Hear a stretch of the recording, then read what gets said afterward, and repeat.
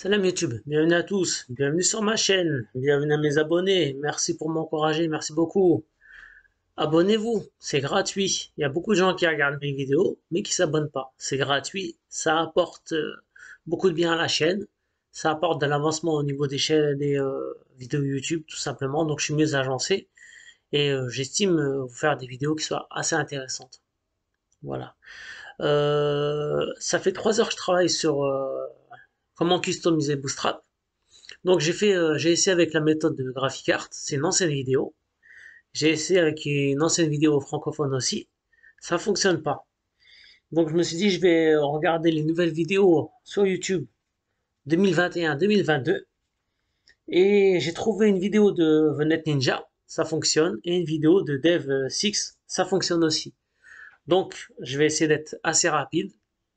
Je vais brûler beaucoup d'étapes.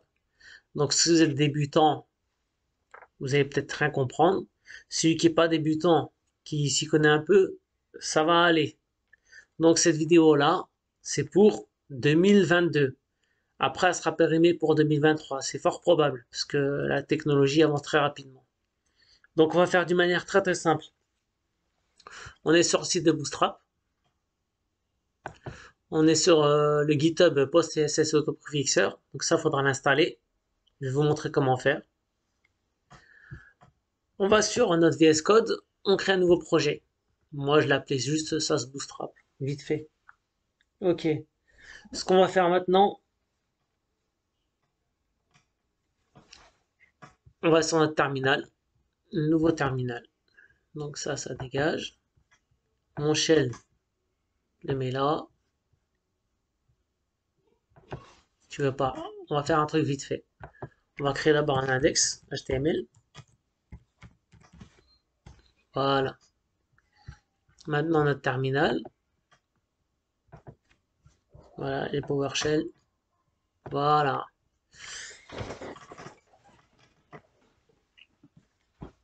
On va installer SAS avec cette commande là. Install en global. SAS. Le point G c'est global. Là ça va s'installer. Ok, impeccable. On peut mettre SAS-V pour voir la version. On a tout.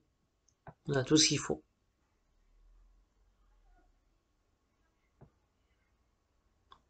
Ah, il est parti sur un autre délire. Oui, excusez-moi. En faisant SAS, on a toutes les commandes. La commande watch, la commande help. Impeccable. On va clear tout ça. Ok. Donc, on a installé SAS. Maintenant, on va installer autoprefixer. Donc, npm install.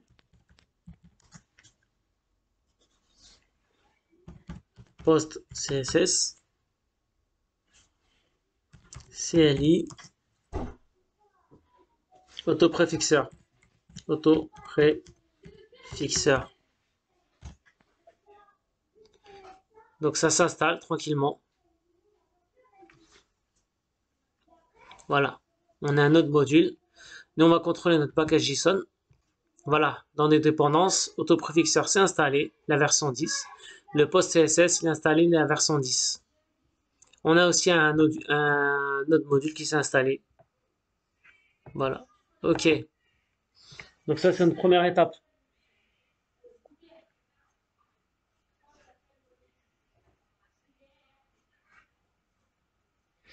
Ensuite, ce qu'on va faire, on va aller, ça je l'enlève, j'en ai plus besoin. On va aller sur notre Bootstrap. On va aller dans nos exemples. Et on va prendre un exemple, n'importe lequel.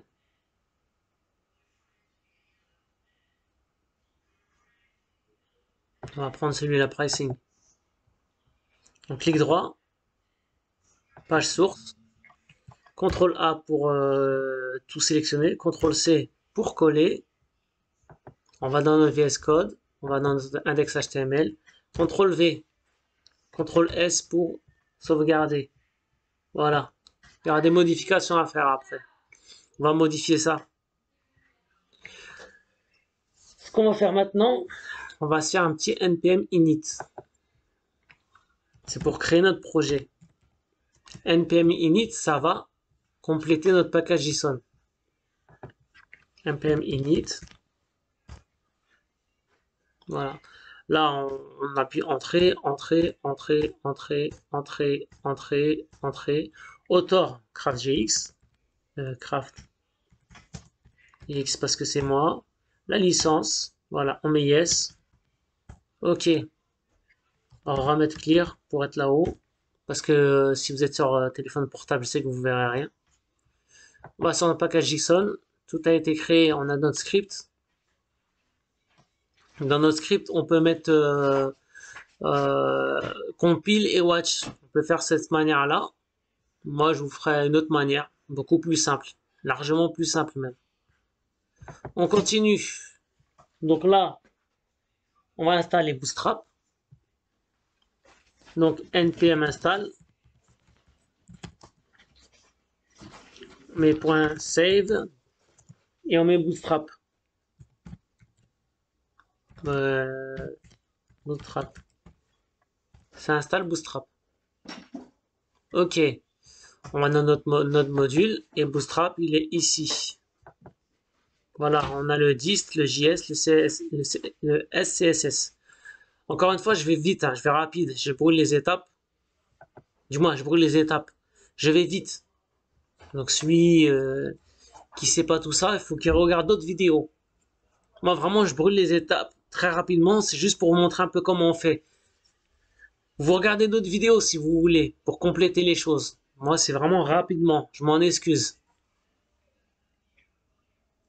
Maintenant qu'on a tout ça, on va se créer un folder, donc un fichier, un dossier, pardon. Un dossier, on va l'appeler CSS.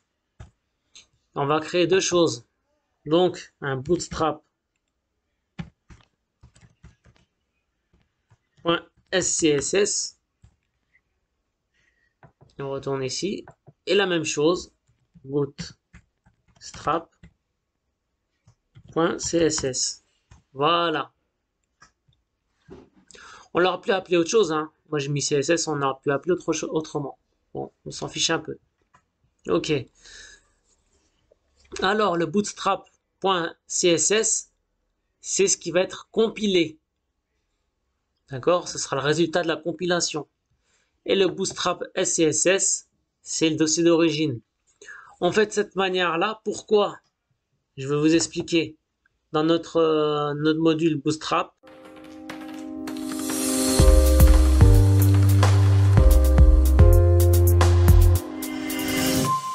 on ne doit rien changer dedans. On s'amuse pas à changer. D'accord?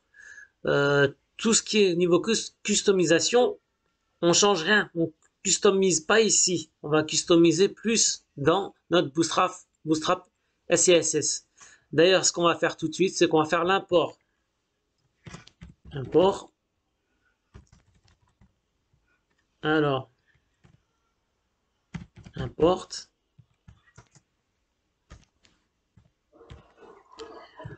Alors, dans certaines vidéos, il y a une chose qu'ils font, ça ne fonctionne pas. Pour moi, ça ne fonctionnait pas. Vous mettez deux points et vous sortez. Et là, vous pouvez accéder à notre module. On va dans Bootstrap, SCSS et Bootstrap.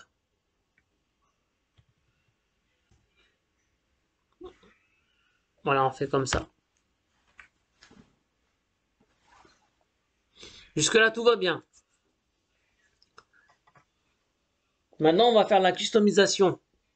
Donc, la customisation, on va, par exemple là, SCSS. On va dans variable. On va... Alors, vous regardez, hein. Vous prenez votre temps pour regarder. Moi, je vous ai dit, la vidéo, je la fais rapidement. Voilà. Primary. La variable primary, ça, c'est une variable qui est tout le temps là. Et ben, la variable primary, elle est en blue par default. Blue par défaut. Moi, j'en veux pas de son bleu. Qu'est-ce qu'on fait? Regardez, je vais dans Go Live. Là, on a notre bootstrap qui n'est pas fonctionnel encore, parce qu'on n'a pas fini. Le primary, on va le changer. Donc on fait ça, par exemple, on fait CTRL-C, on va dans bootstrap.scss, et nos variables, il faut les mettre en haut. D'accord? Il faut les mettre en haut de l'import, sinon ça ne fonctionne pas.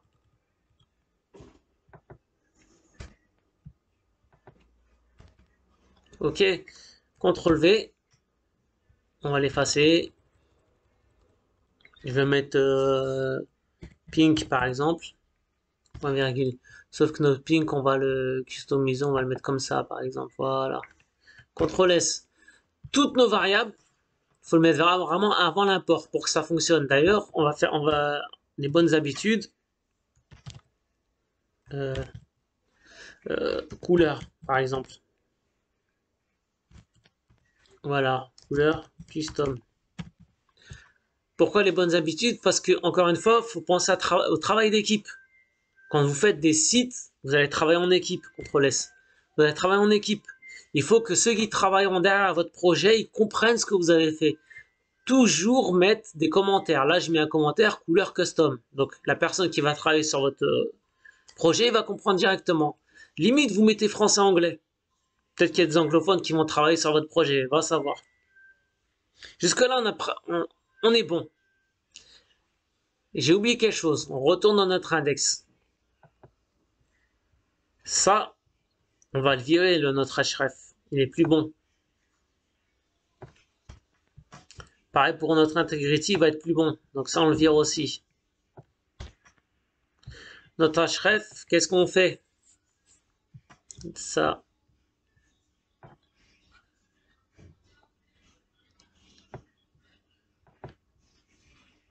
Excusez-moi. Alors, le custom, c'est ici, c'est dans le CSS, Bootstrap, CSS. Voilà, donc on va lui donner le schéma complet.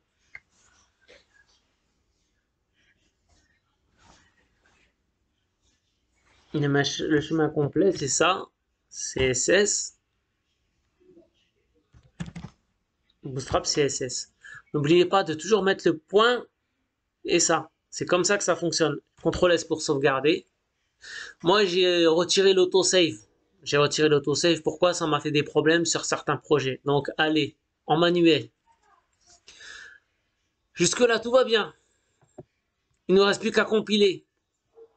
On va compiler quoi? On va compiler ça pour que ça aille là-dedans. Voilà. Ça, encore une fois, c'est notre dossier SCSS customisé. C'est là qu'on customise notre bootstrap. Donc, nos couleurs, nos variables, nos fonctions, tout ce que vous voulez. Comment on va faire la compilation? C'est hyper simple. On écrit SAS. Ensuite, on fait ça. Même pas. Ici, on n'a pas besoin de faire ça. Ensuite, on écrit root. Notre fichier d'origine, c'est ça. Et notre fichier de destination, c'est ça.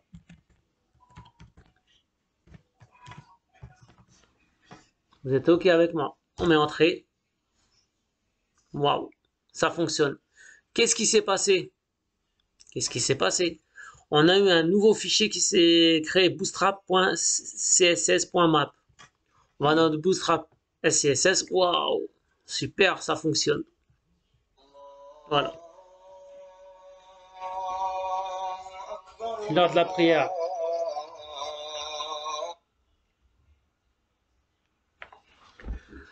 Maintenant, comme nous on a fait notre lien dans notre HTML, et ben on va regarder le résultat. Waouh, ça fonctionne. Ça fonctionne. Et en plus, ça s'est mis en style, ça s'est stylisé. On va changer de couleur. Donc on retourne ici. On va lui mettre une autre couleur. On va mettre du vert.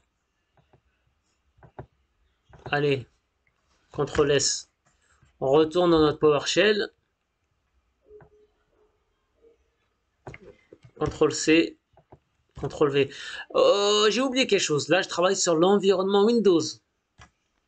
Sur l'environnement Linux, ça, on ne peut pas le faire.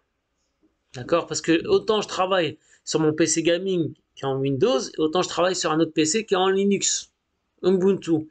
Ça ne fonctionne pas. Donc, cette vidéo-là, c'est que pour Windows. On va ici. Waouh! Ça a changé de couleur. Bah, ça fonctionne. Impeccable. J'arrête là. J'arrête là parce que votre temps est précieux. Je vous dis à la prochaine fois, Inch'Allah. Abonnez-vous, likez. Merci à tous. Laissez-moi des commentaires, ça fait plaisir. Et voilà. Allez, à plus.